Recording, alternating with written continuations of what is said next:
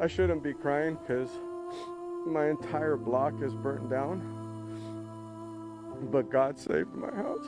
Why are all of my neighbors, why are they?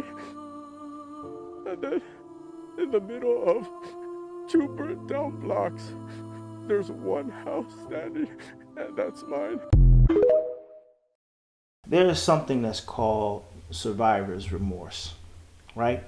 And that is when people survive something that they should not have, or they were allowed to experience something that someone else near them didn't experience that was negative, uh, or that wasn't negative rather, that they survived. And so many people live with this type of remorse. Here is a man, and I don't know whether you could have see the image in the background of his home, but in those Los Angeles fires, for 3 blocks around him, every home was burned, and only his home was left present.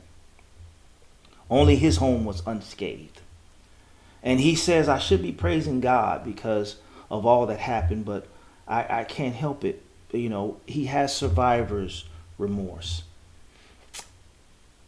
I want to solicit to you today that there's still a praise in being a survivor. I'm reminded of the book of Job. I wonder how, in every situation that happened to Job, if you recall that scripture, there was one person that was left alive. There was one person that was left to tell it. There was one person left in every calamity to deliver the message. I believe that there is a praise in being a survivor to deliver a message. Maybe, and I'm saying maybe his home was unscathed because he is set to deliver a message. A message that God is still God, that God is still on the throne, a message that God can still cover you if you trust him. He's a Christian. So I'm not saying that anyone else who lost their home is not a Christian. Of course, there are plenty of people.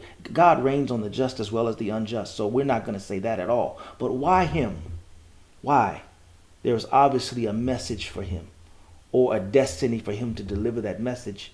And God preserved that as a reason for us to see, a reason for us to hear him, and to understand what his job is to deliver a message unto us.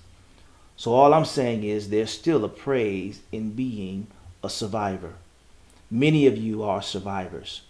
You shouldn't have made it out of what you made it out of. And some of us feel bad because we had to leave some people by the wayside in the midst of our survival. But what if God knew you had to survive? God knew I had to survive so that I can be his spokesman and deliver a message. Just like in the book of Job, that one person had to deliver a message.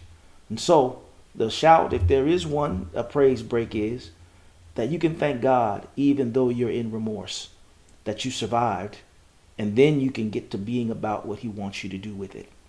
Whatever it is that this man has to do and his family has to do, they have seen this miraculous thing.